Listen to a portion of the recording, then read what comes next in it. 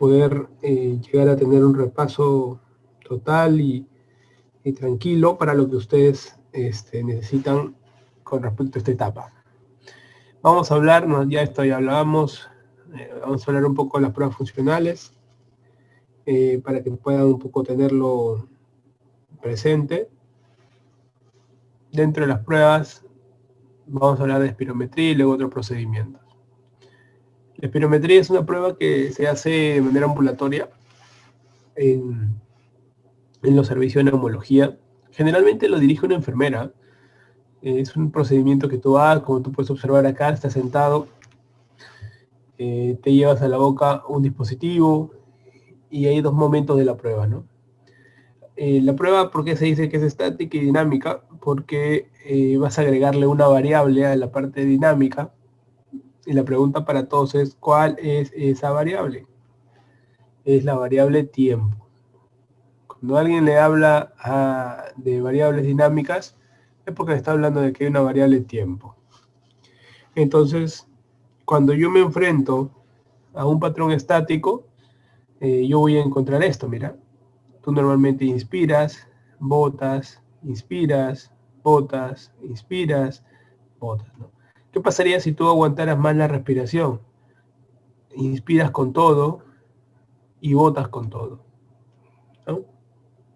Y luego volverías a tu parámetro. Entonces analicemos un poco esto. Si hiciéramos una línea a lo que uno respira y a lo que uno bota, ¿qué sorpresa nos llevamos? Que este aspecto, esta parte de lo que uno entra y no lo que uno sale del pulmón, nosotros le decimos volumen de aire corriente. Es lo que entra y lo que sale, tanto en inspiración que entra y en expiración que sale. Esto más o menos tiene una equivalencia, aprox de 500 mililitros. Para pediatría todo es mililitros por kilo, entonces aprox 7 cc por kilo. Y esto es importante porque esto se programa en el ventilador mecánico. Entonces la expiración y la expiración. O sea, si a mí me preguntaran una variable estática, es el VAC, volumen de aire corriente, o también llamado volumen tidal también. Es lo mismo, ¿eh? O volumen tidal. ¿Ya? Porque te lo pueden colocar ahí. Si uno hace un esfuerzo de más y logra guardar un poco más de aire, o sea, quiere decir que he hecho una inspiración que permite guardar más aire, se llama volumen de reserva inspiratoria. ¿Correcto? Si uno bota el aire de más, bueno, esto se llama volumen de reserva expiratoria. Las tres volúmenes lo permiten medir tranquilamente la espirometría. Si ustedes sumaran los tres volúmenes hasta este momento, pues tanto volumen de reserva inspiratoria, tanto volumen tidal como volumen de reserva expiratoria, sumando los tres, estarían ustedes hablando de una capacidad vital. Entonces van a ir apareciendo nombres. ¿Qué cosa es una capacidad? Es la suma de volúmenes. Así se define. Y ahorita estoy reconociendo en la espirometría que existen tres volúmenes. Y si yo sumo todos, nace una capacidad. Hay cosas que la espirometría no va a poder medir. Y es esa cantidad de aire que queda atrapada en los alvéolos, que no es parte ya del intercambio gaseoso, pero que es importante recordarla. Es el famoso volumen residual. Ese volumen pequeño de aire que queda en los alvéolos al final de la expiración, que permite digamos, evitar que se colapse el alvéolo totalmente. De volumen residual. El tema es que el volumen residual no es medido por la espirometría, es medido por la pletismografía. Pregunta para todos: ¿cuál es la sustancia que ayuda a medir la pletismografía? ¿Cuál es la sustancia que ayuda a medir en una pletismografía?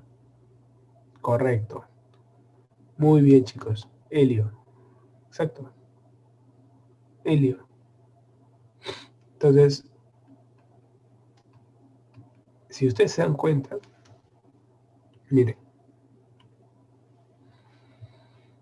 el volumen residual no se mide en una espirometría.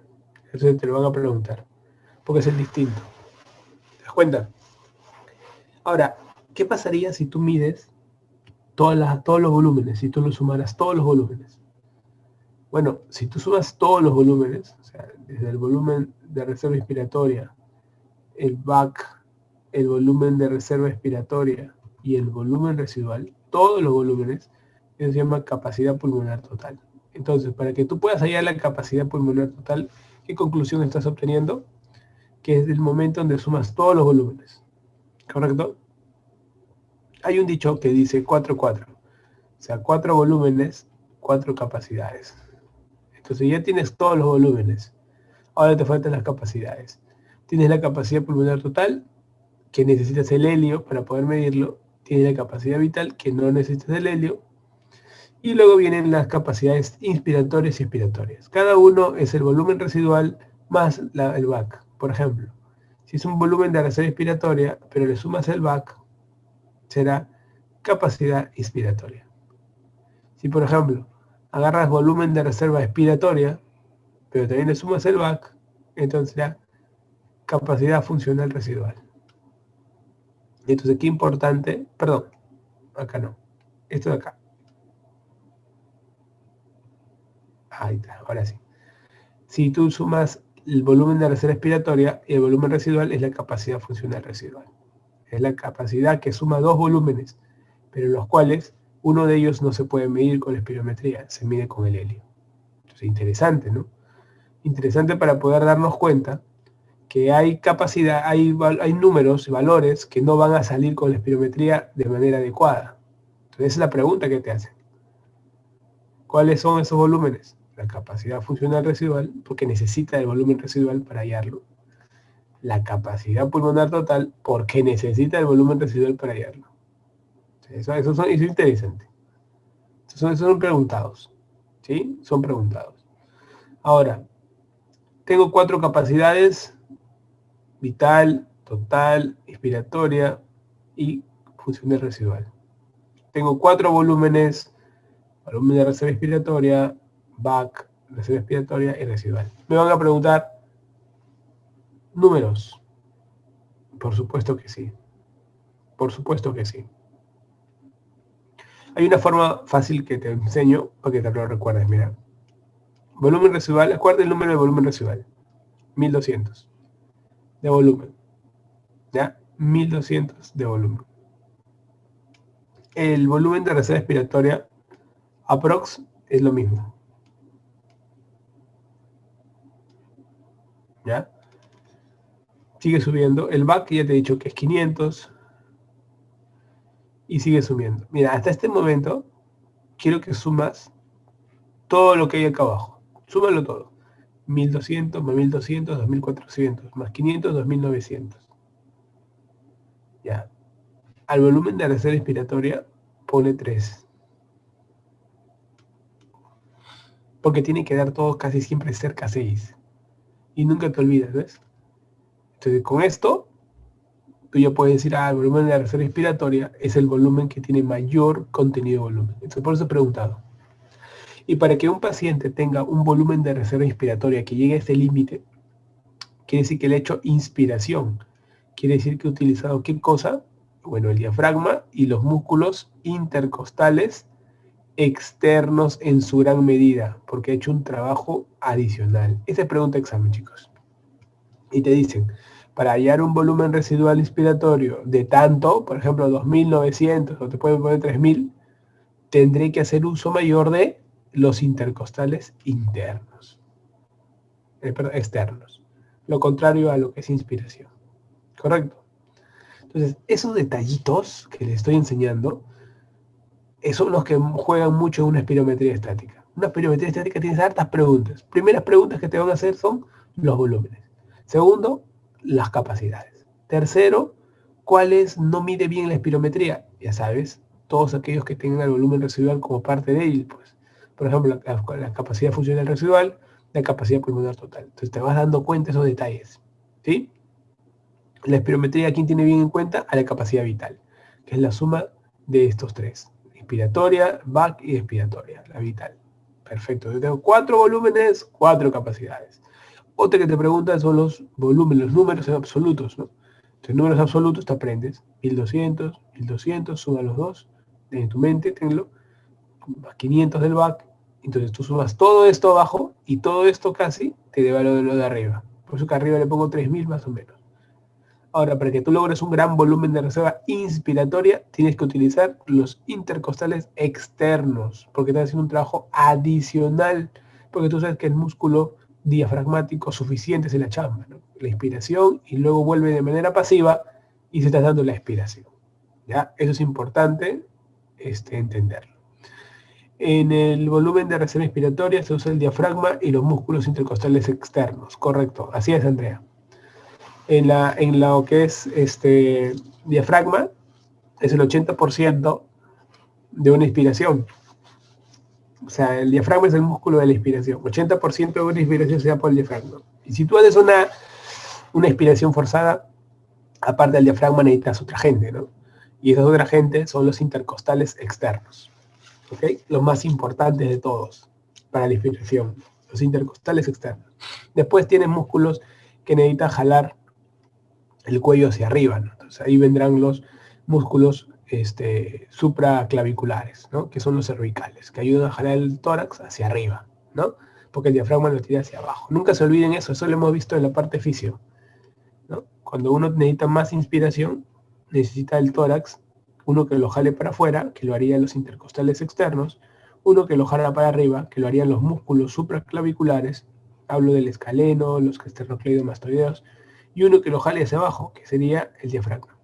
Porque de esa manera aumento mi capacidad de ingreso de oxígeno cuando hago esto, ¿sí? Es facilito, ¿ven? Qué bonito cómo van interpretando ustedes la fisiología de acuerdo a la clínica que observan. Hay algunas contraindicaciones absolutas, siempre en exámenes les encanta las absolutas, preguntar, les encanta, no solo la espirometría, en general. Bueno, no le vas a pues hacer espirometría a un paciente que está con inestabilidad hemodinámica. Es contraindicación. Alguien que tiene un problema reciente en neumotórax, embolismo, hemoptisis, no va. Infecciones respiratorias activas, no va. Infarto miocardio reciente, angina inestable, aneurisma, hipertensión. ¿Se dan cuenta? Miren, imaginemos que no hemos repasado para el examen y tenemos que tener en cuenta algo. Todas estas preguntas salen de lógica. Todas estas son situaciones agudas. Si es una espirometría, no le vas a dar una situación aguda, pues, de un cuadro. Entonces, eso es lo que quiero que ustedes asocien.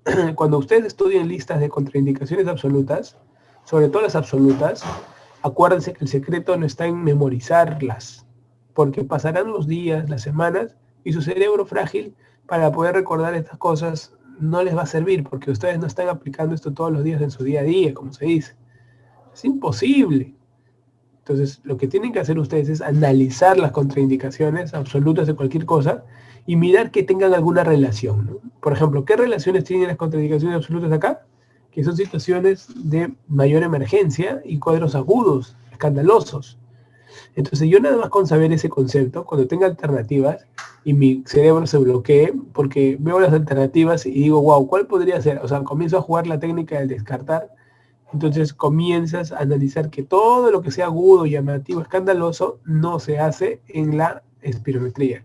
Y solamente cosas estables, cosas que ya tienen tiempo, crónicas, ahí sí se van a dar.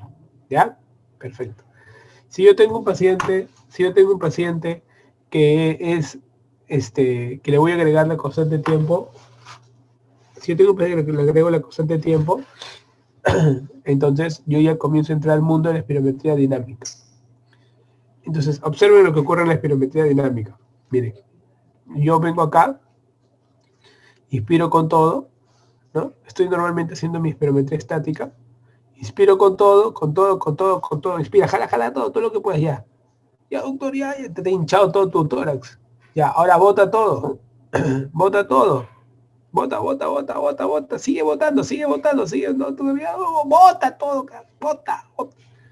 Cuando tú veas esto, y le han puesto una variable tiempo, o sea, acá ponte que inicia 1 segundo, 2 segundos, 3 segundos, 4 segundos, 5 segundos, 6 segundos. Por norma son 6 segundos estables. Si tú ves esto, quiere decir que el paciente, ¿qué ha hecho? Su capacidad vital lo ha botado. Pero como es una capacidad vital que lo ha botado, o sea, al esfuerzo, se llama forzada. ¿Correcto? Entonces, acá serán los 25, así más o menos. Para que veas que tiene por pedazo 25%, 50%, 75%, 100% de capacidad vital forzada que ha botado el paciente. ¿Ya? Entonces, esto de acá se mide al primer segundo, es una normativa internacional de medición. Entonces, ¿qué variables podría encontrar? A ver, la primera variable que encuentro es el BEF. ¿Qué es el BEF1? Es el volumen expiratorio forzado al primer segundo. Por eso que se llama 1. Normalmente, un paciente que tiene un BEF, uno tiene que estar botando normalmente un número de normalidad. O sea, un parámetro, un establecimiento. Ahora, ese número de normalidad es un porcentaje. Un porcentaje que tú dices, ¿porcentaje de qué? O sea, ¿contra quién me enfrento? ¿No? Eso es lo que uno tiene que tener en cuenta. Cuando uno se sienta en la computadora que va a hacer el examen, te piden unos datos, ¿no? Te piden tu talla, la edad, el sexo. Entonces la máquina, la computadora, bota un parámetro, ¿no? Dice, para este señor, este debe ser su BEF1. Entonces te comienza a dar parámetros, ¿no? Su índice de difenol debe ser este, su FEM 2575 debe ser este. Entonces tú dices, no, ¿por qué me da números? ¿Cómo sabe? Si no me he medido. Porque esto es la probabilidad que de acuerdo a estas variables que tú ingresas a la computadora, estos parámetros se encuentran. Y tú dices, qué interesante, ¿no? La máquina, cómo la máquina te va dando esos datos. Eso se llama el esperado. ¿No? Es lo que uno espera encontrar. ¿Y qué pasa si tú ya te miden a ti, la máquina? Eso es lo que encuentras. Entonces tú dices, ¿no? ¿Qué porcentaje de lo esperado es lo que he encontrado? Y me dan porcentaje, porque contra eso lo compara. Y recuérdate que lo normal, los datos son que tienen que estar entre estos valores, entre el 80 y el 120% de lo predicho. ¿Sí? O sea, la máquina me da una variable, me da un resultado, ya. Cuando ya yo haga el examen, tengo que estar entre el 80 y 120 de ese cuadro normal. Ese es el objetivo de la espirometría, muchachos. ¿Ok? Todo está entre el 80 y 120 de lo normal, excepto dos excepciones. Excepto el FEM 2575, que normalmente está entre el 60 y el 100% de lo normal, y el índice de difenol, que está entre el 80 y 100%. Todos los demás valores están entre el 80 y 120. Entonces vamos a conversar un poco esos valores. Mira, el BEF1, que es el parámetro que me permite ver cuánto de aire he botado en el primer segundo, normalmente debe estar más del 80%. Es un BEF1. O sea, debo haber votado más del 80%. ¿Cómo? ¿Por qué? Porque acá te dice, pues, ¿no? Que lo normal es votar más del 80 hasta el 120%. Correcto, doctor. Entonces, el BEF1 va a ser un parámetro interesante. No diagnostica el BEF1. El BEF1 no diagnostica patología. Solo clasifica. Así que lo usamos en las clasificaciones para poder ver grados de severidad, obstrucciones, parámetros, o sea, solo clasifica. Interesante. ¿Ok? Esa es pregunta de examen, ¿eh? De cajón. Segunda variable de las variables dinámicas. Voy a ver ahora que todo el mundo está de moda los dinámicos. Ahí están los dinámicos, aquí están las variables dinámicas. Segunda variable. La segunda variable va a ser hallar justamente cómo yo voy a encontrar el famoso FEM 25-75. ¿Qué es esa vaina? Esa vaina lo que mide es qué ocurre acá entre el 25 y el 75% de la eliminación de la capacidad vital forzada. O sea, me permite estudiar un cuadro de pendiente, o sea, la pendiente de eliminación. 25-75. Esa pendiente de eliminación me permite estudiar. Y esto ocurre cuando hay daños incipientes, obstructivos. Por ejemplo, te pueden preguntar, ¿no? ¿Cuáles son los primeros daños incipientes obstructivos de un fumador? Te están preguntando el FEM 25-75. ¿Ya? Y tú preguntarás, ¿no? ¿Por qué 25-75? Porque es 25-75% de la capacidad vital forzada. ¿Ok? Acá la capacidad vital forzada votó 25%, 50%, 75%, 100%. Entonces, entre el 25 y el 75, esa medición es el FEM. Y ya tú sabes que el FEM va a dar entre 60 a 100%, ¿sí? Su valor normal. No te olvides eso. Luego, tienes, lógicamente, estos pacientes ustedes van a tener que hallar la capacidad vital forzada, y la capacidad vital forzada es una variable madre, nada más, y lo normal también es que uno pues vote, pues, ¿no? Lo normal es más del 80% tiene que estar, porque eso es lo correcto. Acá dice, todos los parámetros deben estar más del 80%, excepto dos, el FEM 25-75 de 60 a 100 y el índice de tifeno de 80 a 100. Perfecto. Cuarto, el índice de tifeno. El índice de tifeno es la división entre el BF1 y la capacidad vital forzada. Esta división debe ser mayor de 0.8. Esto es equivalente a mayor de 80%, que es lo que hemos visto acá abajo, de 80 a 100. ¿Se dan cuenta? ¿Se dan cuenta que hasta ahorita no memorizo nada? Todo es un gráfico sencillo que estoy interpretando. ¿Y para qué sirve el índice de tifeno? Sirve para decir qué patología es obstructiva. Pero para eso tengo que recordar que un índice de tifeno menor de 0,7 me habla de obstrucción. Ay, doctor, pero tú me dices que normal es más de 0,8 y ahora me dices que menos de 0,7 es obstrucción. ¿Y qué ocurre entre 0,7 y 0,8? Es un mundo que en los registros no se puede dar con seguridad de que esté sano el paciente ni que tampoco esté obstruido. Entonces se prefieren valores de corte menos de 0,7, índice de tifeno igual a obstrucción, y lo normal encontrar en estos pacientes es encontrar un índice de tifeno mayor de 0,8. ¿Correcto? Mayor de 0,8.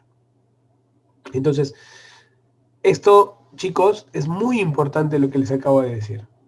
La espirometría es un examen que lo hacen de manera ambulatoria, que me sirve para hacer mediciones estáticas y mediciones dinámicas. En las mediciones estáticas ya saben los valores, ya saben a qué apuntan, y estas son preguntas que vienen de cajón. Y en espirometría dinámica, apuntar los conceptos que han quedado claros, ¿no? Que son esas variables que normalmente nunca la estudiábamos bien porque no la entendíamos en un laboratorio, y ahora entienden que son 4 variables las que hay que tener en cuenta, y los rangos de normalidad. ¿Y sobre qué rangos de normalidad en realidad me van a comparar? Eso es muy importante. Finalmente, los procedimientos que también hay, y ustedes van a recordar en neumología. Hay dos procedimientos que no están aquí, pero que yo lo repito bastante. Entonces te voy a primero hablar de todos estos de aquí, y al final te hablo de esos dos procedimientos. Para uno estudiar el pulmón,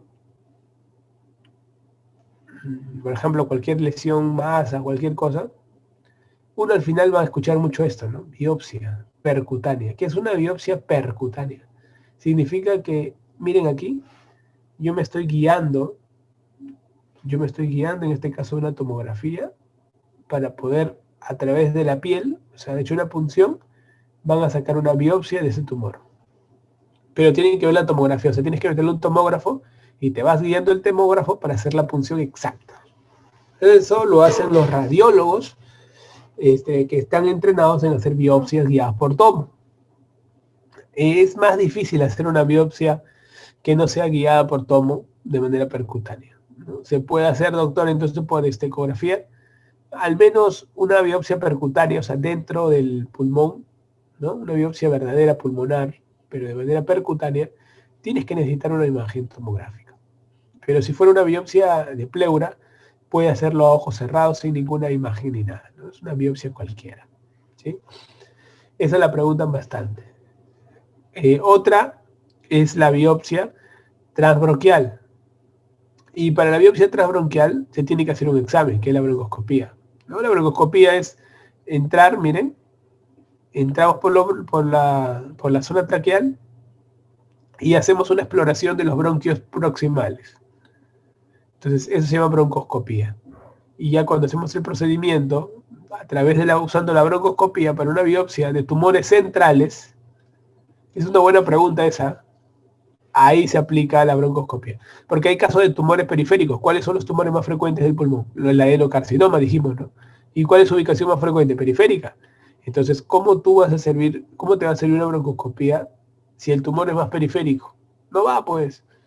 No va. Entonces, acuérdense, cuando yo tengo tumores centrales, la broncoscopía es para la biopsia. En cambio, cuando tengo tumores periféricos, la biopsia percutánea va a ser la más indicativa. ¿Ok? Pero ojo, siempre y cuando sean grandes y groseros. Pero si son chiquititos, ahí es difícil, pues. Ahí es bien difícil hacerlo así. Ahí vas a necesitar hacer puede que necesites abrir al paciente, hacer un pequeño corte. Entonces, ¿qué haces para poder ver esto? Primero hay que ver todo el pulmón, ¿no? Claro. Entonces se llama toracoscopía. Es otro examen. La toracoscopía es esto. Miren. Se mete trócares para mirar. Entonces, así como en el abdomen la paroscopía, hay toracoscopía. Y ahí lo podemos poner en diferentes lugares. En realidad, la mejor observación que podamos tener lo hacemos. Y con la toracoscopía podemos ver con exactitud el lugar, el lóbulo pulmonar afecto, los tumores, todo. Y para poder sacar la pieza del pulmón, nos basamos en esto, en un pequeño corte. De repente todo lo hemos disecado con toracoscopía y ya queremos sacar la pieza. A veces, o sea, no se puede sacar por el mismo huequito del trocar, no se puede, no es como en el ombligo, ¿sí? Entonces tiene que ser un pequeño corte dirigido y sacas la muestra que tú necesites, ¿ya? Don Gato me pregunta, doctor, ¿una fibrobroncoscopía es lo mismo que una broncoscopía? Es lo mismo, el efecto es lo mismo. La diferencia es que cuando uno habla de fibro, normal lo correcto en realidad es decir una fibrobroncoscopía, ¿no? Pero nosotros decimos broncoscopía, ¿sí? Hay dos tipos.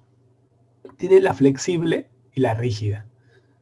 La flexible generalmente lo usa el neumólogo y la rígida lo usa el cirujano de tórax. La rígida te sirve para sacar cuerpos extraños, ¿no? Poca flexibilidad como su nombre lo indica, ¿no?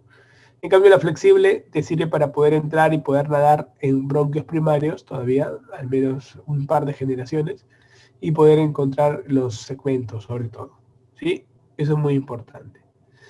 Entonces, acuérdate, cuando tú no logres por ningún método llegar a una biopsia de algo, acuérdate, tienes que terminar mirándolo por dentro, toracoscopía y luego una biopsia por mintoracotomía, ¿sí? Por ejemplo, cuando uno hace biopsia pleura, cuando por ejemplo en derrame pleural por tuberculosis, uno entra en la cavidad torácica y la pregunta que ustedes tienen que hacerse es ¿cómo uno logra entrar a la cavidad torácica? El paciente que no respira por ese pulmón, así es. Cuando uno hace una cirugía de pulmón, así como hay el tubo endotraqueal, cualquiera de intubar a cualquier ser humano, normalmente el tubo llega acá antes de la bifurcación carinal. Pero cuando uno hace una cirugía de pulmón, utiliza un tubo selectivo. El tubo selectivo quiere decir que el tubo entra para darle oxigenación a un pulmón y a otro, pero que tiene acá como una válvula, que esa válvula tú lo puedes controlar. Entonces, si yo quiero operar el pulmón izquierdo, entubo selectivamente y pues cuando el cirujano en este caso me diga, por favor, clampa bien el pulmón porque quiero ver, clampan el sistema y el pulmón se colapsa al toque. Entonces todo el tiempo en la cirugía tú estás respirando con el otro pulmón y la gente está operando acá en el tórax. Y de repente acá adentro vas a encontrar lesiones. Entonces con la toracoscopía entras y muerdes, entras y muerdes, entras y muerdes. Entonces sacas un montón de muestra, ¿sí? ¿Por qué? Porque estamos haciendo una intubación selectiva. Entonces las intubaciones selectivas se dan en el mundo respiratorio. No es la misma intubación que usan en el día a día, ¿ya? Hay otras técnicas cuando el tumor es más escandaloso, grande, como que se puede hacer con ecografía, se puede hacer. Y eso se llama PAF, con control radiológico. Acá hay una jeringa para hacer un PAF. Lo hacemos cuando el tumor es un tumor grande, pegado a la pared, que no le vayamos a dar un neumotor ni daño al paciente, ¿no? Algo muy regalado, como se dice, y mínimamente invasivo. Sobre todo en aquellos tumores muy avanzados que tienen bastante afectación de la cadena ganglional, entonces tú no haces algo para hacerlo tan dañino, ¿no? Entonces haces lo justo y necesario para poder ayudar, ¿correcto? Entonces, cuando uno tiene aparte cáncer de pulmón, ustedes siempre han escuchado hablar del TNM, ¿no? El N, que es el ganglio, y el M, que es la metástasis, ustedes la metástasis lo pueden estudiar con otras tomografías, ¿no? De cerebro, de abdomen, de pelvis. Pero el N, que son los ganglios, nos permiten estudiar los 14 grupos ganglionares que existen en el mediastino. ¿Ok? Entonces, para estudiar los ganglios mediastinales, en el Perú se usa mucho esto, la mediastinoscopía. Es un pequeño corte que hacemos en el cuello para poder sacar muestras de los ganglios que existen al menos en cerca de la zona iliar, ¿no? Son muestras. Hoy ya no se usa tanto la mediastinoscopía en el mundo. En Perú sí se usa bastante, pero en el mundo esto se ha ido reemplazando por el PET scan. El PET scan me permite estudiar mucho mejor los ganglios mediastinales y me permite un buen trabajo de la clasificación o estratificación. ¿Correcto? Entonces, miren estos diferentes nombrecitos que nos sirven en las diferentes enfermedades, ¿no? Para uno tener en cuenta. Ahora, acá le quiero agregar una imagen más, que ya lógicamente para ustedes es importante recordar, que está la famosa toracocentesis y el tubo de drenaje.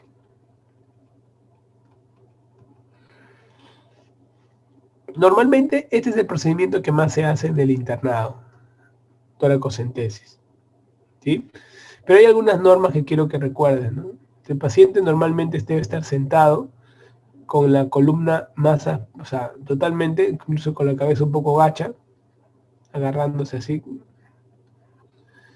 porque de esa manera que me va a exponer la zona que yo quiero, ¿no? Que generalmente es una zona llena de agua antes de llegar a la parte visceral. Entonces, cuando yo hago una toracocentesis, siempre va a ser el primer examen cuando yo estoy mostrando, estoy estudiando, quiero saber el líquido, ¿no? Eso lo hemos visto en derrame pleural. Entonces, la toraco lo puedo hacer en diferentes lugares. La cuestión es de que el lugar más cercano o más sensato o más adecuado es en la parte posterior, ¿no? O sea, poniendo al paciente echado, no echado, sino doblado prácticamente, y en las bases, donde ya no escucho que pasa el aire, pues ahí hago como se dice, una toracocentesis, ¿no? Creo que todo el mundo lo saca, la toracocentesis, es muy sencilla. Hemos visto sus indicaciones cuando hemos hecho derrame pleural. Aquellos que no han repasado derrame pleural, los invito a escuchar ese gran video de derrame pleural que hemos hecho en la clase. Ahora, ¿qué cosa es un tubo de drenaje? Entonces, yo quiero esto porque cuando hagamos cardiovascular en la fase 2, pues tú digas, oye, ya entiendo ya a qué se refiere el doctor con tubo de drenaje. No es lo mismo, no es lo mismo. Miren, en tubo de drenaje, nosotros colocamos un tubo, o sea, y para hacer ese procedimiento, mira, ¿dónde lo hacemos? En primer lugar, aplicamos el quinto espacio intercostal. Línea axilar. Normalmente la zona axilar tiene anterior, medio y posterior. Agarramos axilar medio. Antes yo le decía, miren, no es por broma, pero antes yo le decía a los internos, ¿no? Oye, el tubo de drenaje se pone bajo la tetilla, altura de la tetilla. Entonces, claro, la tetilla está acá, ¿no? Hasta que un día un payaso me dijo, doctor, ¿cómo le puedo poner el tubo de drenaje al costado de la cadera? ¿Cómo le vas a poner el costado de la cadera salvaje? Estoy diciendo que es el costado de la tetilla. Y en eso me muestra la foto de la abuelita, y la abuelita tenía sus mamas hasta abajo, pues, ¿no? Con la tetilla acá. Acá lo voy a poner, doctor. Entonces nunca más dije, tengo que cambiar la forma de que los muchachos me puedan entender de que no es hasta la altura de la tetilla, sino es el quinto espacio intercostal, línea axilar media. ¿Ya? Entonces, ¿cuál es el objetivo? El objetivo es de que algo tenemos que drenar, y hay indicación para hacer drenaje. Algo tenemos que drenar. En tu mente tiene que entrar así, algo tienes que drenar. Por ejemplo, cuando nosotros tenemos un trauma, ¿no? Cuando hay un trauma, la primera indicación es la más frecuente y la que tú vas a hacer toda tu vida es drenarlo, ¿no? Cuando tienes un trauma y tú encuentras que hay un hemotórax o hay un hidroneumotórax, ¿no? Hidroneumotórax, que es aire con agua, ¿no? Entonces, es las indicaciones más frecuentes, el trauma del tubo de drenaje, ¿no? O cuando tengas un paciente, pues, que tiene un derrame pleural importante recidivante, ¿no? O sea, está haciendo toracocentesis y se vuelve a llenar, se vuelve a llenar, se vuelve a llenar. Entonces, eso es lo más frecuente, ¿sí? O cuando tienes un paciente que tiene pus, ya hemos hablado, ¿no? Apenas el paciente veas que va mal, está tóxico, saca la muestra y te sale que es un paciente que tiene un estado empiematoso, empiema, que ya hemos hablado del empiema también, ¿no? Su tubo de drenaje. Entonces las indicaciones son varias, ¿no? Y la cuestión es que cuando tú coloques el tubo se coloca, hay toda una técnica para la colocación del tubo, y el tubo sale del cuerpo. La pregunta es, ¿qué hacemos con esto, no? Y ustedes van a encontrar en los hospitales los drenajes, para que entiendan esto. Normalmente el drenaje se compone de un frasquito que está cerrado. El frasquito viene, hay una parte que llega y se entierra el agua. Hay una parte que queda hacia el ambiente. La pregunta es, la que viene del paciente, el tubo que viene del paciente, ¿con cuál de los jefes se une? ¿Con el de acá o con el otro? Se une con el que se mete al agua. El paciente se mete al agua, acuérdate. ¿Ya? Entonces cuando haces esto se llama presión de vacío. Y permite, como si fuera una succión, sacar todo el agua. ¿Qué pasaría una vez un interno se llenó el frasco, pues, y no había frasco en su servicio? Entonces él dijo, voy a ayudar. Porque siempre el interno, por naturaleza, no quiere hacer daño, quiere ayudar. O sea, el que piense que un interno lo hace por maldad, está equivocado. El interno jamás hace algo contra su paciente. Siempre quiere ayudar. Lo malo es que la friega siempre que quiere ayudar. Esa es otra cosa. Esa es otra cosa, hermano. ¿Ya? Entonces, el jeve, porque esto viene con un jeve, el interno lo había unido al chiquito, pues. Entonces, ¿qué ocurre? Esto no está al vacío, entonces se mete el aire. Si tú lo metes al chiquito, se mete el aire y se hizo un neumotórax, atención, maldito. En menos de media hora ese interno que acaba de entrar, buenos días con todos, vengo a ayudar al servicio. En media hora el desgraciado está a punto de matar a alguien. En media hora. Lo tuvimos que agarrar. ¿A quién, doctor? Al jefe, porque quería matar al interno. Entonces acá, entonces, ¿qué tienes que hacer? Nada. Automáticamente lo cambias, nada más, lo cambias. Y le dices al paciente que tosa. Tose, hermano, todo lo que puedas. No puedo, doctor, me falta el aire. Tose, oye. Entonces la cosa es que le ayudes, va a salir un montón de burbujas por acá. Todo es con él que entra el aire. Nunca te olvides, esto vas a verlo frecuente. Me pregunta Lisette qué número de tubo de drenaje recomienda. Eso depende de qué drenes. Normalmente va de 24 a 32 los drenajes de tubo. Mientras más grueso es más espeso. Mientras más delgado es aire, ¿no? Entonces tú puedes jugar acá. Por ejemplo, en neumotoras, incluso yo uso, ojo, estas mediciones son de sondas pleurales, o sea, son especiales. Pero en los hospitales públicos vas a encontrar que no hay eso, pues. Entonces pide sonda rectal, las sondas rectales. Y te vuelves un experto, ¿eh? Me acuerdo que de R1 era un experto en sondas rectales, de todos los tipos, de todas las marcas, porque tienes que buscar, ¿no? Por ejemplo, nosotros de R1, cuando hacemos la especialidad, tenemos que colocar más de 1000 tubos de drenaje, ¿no? Llegas a colocar tantos tubos de drenaje que hasta dormido lo colocas, ¿no? Pero tienes que tener toda la técnica. Entonces, pero acuérdense que el concepto está de que mientras más delgadito el tubo, es más aire o menos denso, digamos, ¿no? Y mientras más grueso, más espeso todo, ¿no? Incluso posoperatorios, todos los tubos posoperatorios son número 32, por norma. Entonces, más o menos para que puedas imaginarte cómo es esa medición de los famosos tubos. Hay algunos que necesitan ponerlos a una succión negativa, que tienen empotrados en las paredes, también lo puedes colocar. ¿Ya? Lo puedes colocar. Normalmente, ¿cómo evalúas el tubo con el día a día? Pues pasa visita y tú le dices al paciente, puede toser, puede hablar o puede respirar. Si un paciente hace burbujas cuando tose, quiere decir que pues está yendo bien, porque necesita mucha presión para recién hacer burbujas. Este es un cuadro leve. Si cuando habla hace burbujas, guarda, es un cuadro moderado. Y si cuando respira hace burbujas, está recontraabierto, es una fístula probablemente que está formando ya. Entonces hay que tener mucho cuidado con esto, ¿eh? ¿Ya? Pero primera evaluación es cualitativa, es ver la fuga. Y la segunda evaluación es cuantitativa, es ver el volumen del líquido. En cualitativa, aparte de la fuga de aire, también tienes que ver el color, ¿no? Qué tipo de color tiene, ¿no? La secreción. Y en la cantidad es el volumen. Lo que vamos haciendo nosotros es que todo pulmón con hueco va cicatrizando en promedio de 3 a 5 días.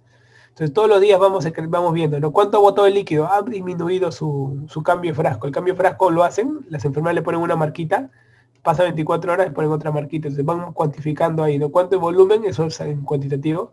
Y cualitativo describen, ¿no? El color es rojo, marrón, ¿no? Hay fuga de aire, nada más. Y lo escribes. Y así va pasando. 3 días, 4 días. Ponte que pasan 5 días. Ejemplo. Ya, pues, doctor, ya el paciente le está haciendo toser, no bota burbuja. Perfecto. ¿Cómo está la secreción? Doctor, está menos de 100. Menos de 100 es que está óptimo para retirar. Ah, ya, bacán. Hay que sacarlo. Recomendación, clampa primero. Se clampa acá. ¿Cuánto tiempo lo clampo, doctor? Clámpalo mínimo de 6 horas. En los hospitales clampan 12 horas por un tema de cambio de turno. En la parte privada son 6 horas, suficiente. Y en 6 horas le pides una radiografía. Entonces le toman la placa con tubo clampado y todo está perfecto adentro. Perfecto, hay que retirar el tubo. Entonces se retira el tubo con una técnica rápida y adecuada y se cierra con el puntito que estaba prendiendo el tubo, porque normalmente nosotros cuando colocamos el tubo le dejamos la seda para que esté prendido a la piel, ¿no?